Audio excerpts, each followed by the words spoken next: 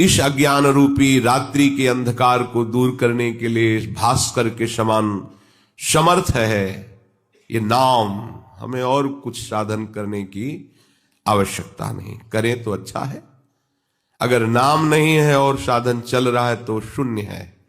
नाम है और साधन चल रहा है तो वो 10 गुना फल देने वाला होगा।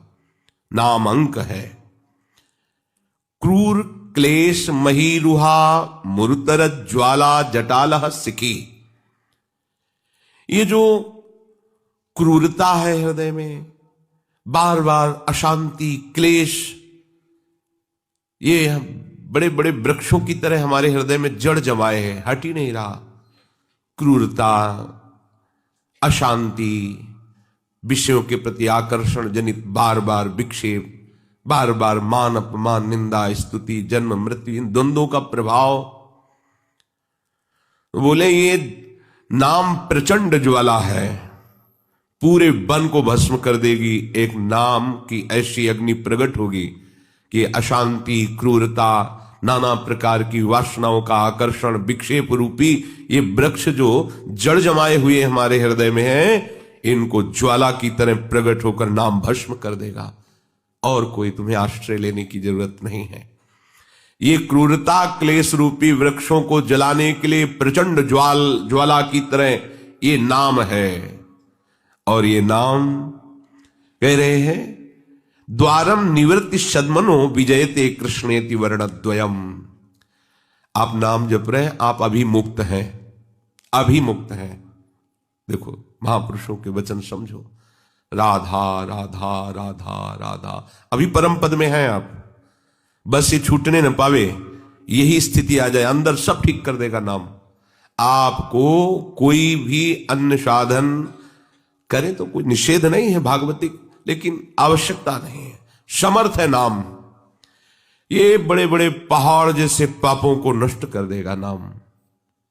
ये नाम भव समुद्र को सुखा देने वाला है, सिद्ध औषधि है भव रोग की। ये नाम जो मोह निद्रा में सोते हुए विविध प्रकार की कामना संकल्प रूपी स्वप्न में विचल रहे हैं, उनको जगाकर उनकी मोह रात्रि का नाश करके दिव्य ज्ञान का प्रकाश हृदय में कर दे, ये वो भास्कर है नाम। क्रूरता, शांति, क्लेश, नाना प्रकार के इन महान दुख देने वाली वृत्तियों को जड़ से भस्म कर दे, वो है नाम अग्नि। नाम निरंतर जो जप रहे हो, वर्तमान में ही जीवन मुक्त है। जीवन मुक्त होने की आशा की जरूरत नहीं है। यदि आपका नाम चिंतन चल रहा है, जिस सेकंड में आप नाम में है वो सेकंड आपका मुक्त है। अगर आप निरंतर, तो आप जीवन मुक्त हो गए। पूरा जीवन नाम में, फिर देख लीजिए सतरति सतरति सा लोकान तारयति। ये शांति का परम सदन है।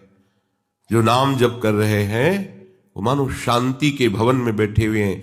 कोई भी दुख द्वंद उनको अशांत नहीं कर सकता। कुछ लोग महापुरुषों की बात न जानने के कारण नाम जापकों का उपहास कर देते हैं कि कर में तो माला फिरे, जीव फिरे मुख माही, मनुआ तो चौदिस फिरे, यह तो सुमिरन नाही।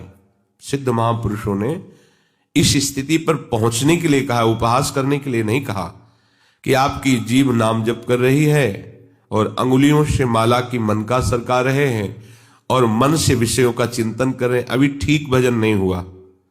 इसका मतलब वो उपहास नहीं कर रहे, उसके आगे की स्थिति दर्शा रहे हैं कि एक स्थिति ऐसी है जिसमें मन वाणी एक एक वृत्ति केवल नामाकार, उसी स्थिति में फिर प्रभाव आता है कि रोम रोम में रग रग में नाम का प्रभाव हो जाता है।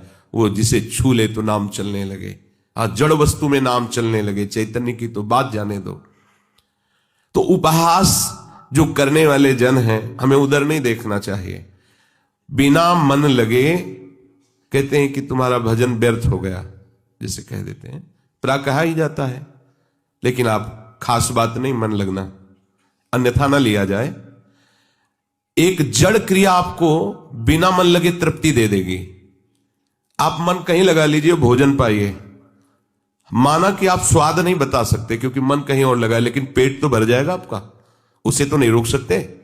ऐसे ही माना भगवदानंद का वर्तमान में आनंद नहीं ले पा रहे क्योंकि मन आपका विषय चिंतन कर रहा है, लेकिन जीभ से नाम जप कर रहे हैं तो आपका काम पक्का हो जाएगा, इसमें कोई संशय नहीं। जैसे अपने आप कवल रुक जाएगा कि पेट भर गया, उसमें यह समझना नहीं पड़ेगा कि मन लगाए कि ना लगाए। ऐसे ही आपके अंदर वास्तविक ज्ञान की स्थिति, प्रेम की स्थिति, भागवती की स्थिति, ये नाम जागृत आपका काम हो जाएगा। इसी नाम का स्वाद लेकर गोस्वामी तुलसीदास जी कहते हैं, भाव कुभाव अनख आलसहु नाम जपत मंगल दिशि दशहु।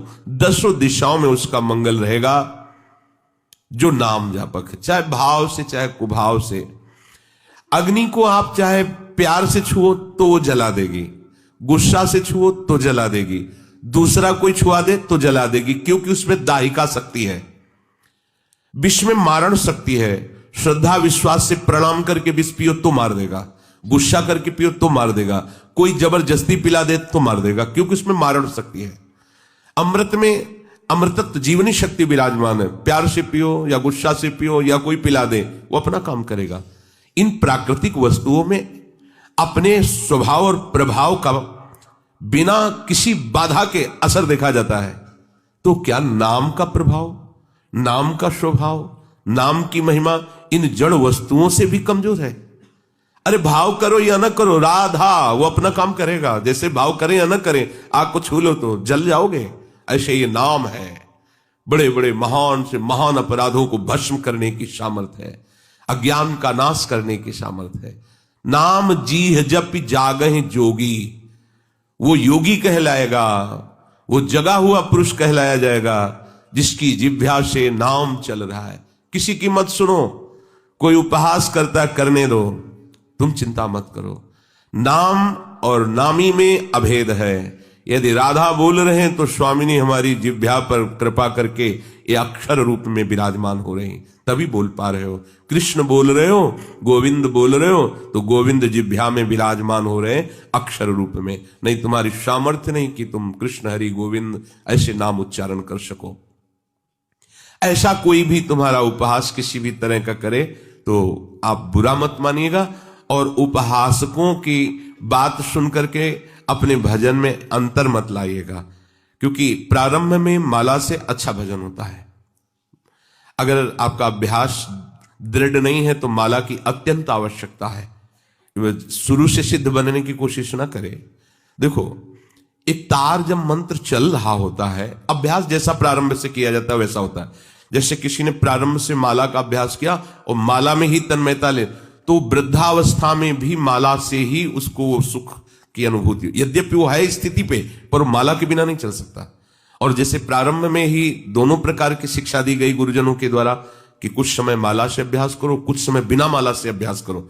कल ऐसा हो जाए कि तुम्हारा हाथ किसी तरह से टूट जाए, कोई पीड़ा से युक्त हो जाए, तो फिर तुम भजन में रुचि नहीं कर पाओगे, क्योंकि माला में तुमने पूरी रति कर ली तो फिर बात नहीं बनी। दोनों तरह अभ्यास करो, क्योंकि नाशवान शरीर कभी भी धोखा दे सकता है। तो अब जैसे अभ्यास किया गया बिना माला के, अब वो एक तार चल रहा है, तो उसमें मन का चलाना, गिनना, ये सब फिर नहीं हो पाता है। वो एक तार चल रहा है, पर वहां तक पहुंचने के लिए बहुत जरूरी है माला चलाना।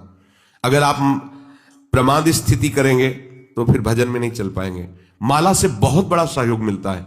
देखो, एक तो रुचि बढ़ती है, और दूसरी बात हमें ये लगता है कि आज 10,000 नाम जप किया, हमें और बढ़ाना चाहिए। फिर हम 10,000 100 किए, फिर और बढ़ाना चाहिए। प्रारंभ में ये ठीक है।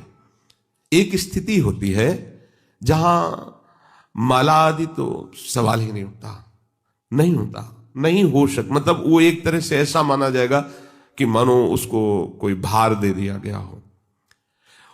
मना स्थिति जब अंतर्मुख एकदम डूब जाएगी तो बाहरी फिर चेष्टाएं नहीं हो पाएगी। वो भूरी सखी जी ने कहा है, नाम श्वास दो बिलग चलत हैं, इनको भेद न मुंह को भावे।